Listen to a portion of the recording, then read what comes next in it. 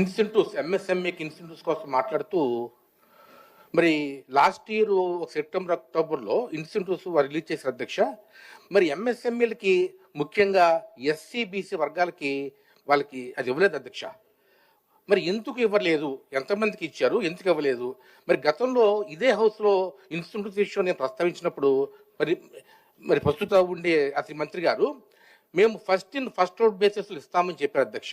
కానీ ఆ విధానం చేయకుండా దాన్ని ఒక రాజకీయ కోణంతో ఎంఎస్ఎంఈలు ఎవరైనా సరే వేరే పార్టీ వాళ్ళు ఉన్నారా, మన పార్టీ వాళ్ళు ఉన్నారా అని ఒక వర్గీకరణ చేసి ఆ విధంగా మరి ఎవరైతే ఆ పార్టీకి సంబంధం లేని వాళ్ళు ఉన్నారో వాళ్ళెవ్వరికి ఇన్సెంటివ్స్ రాకుండా అది చేయడం, ఆ ఎస్సీ యొక్క ఎంఎస్ఎంఈ అందరూ ధర్నా చేయడం, స్టేట్ వైడ్ ధర్నా చేయడం ఎప్పటికి కూడా ఇంకా చేస్తున్నారు అధ్యక్ష.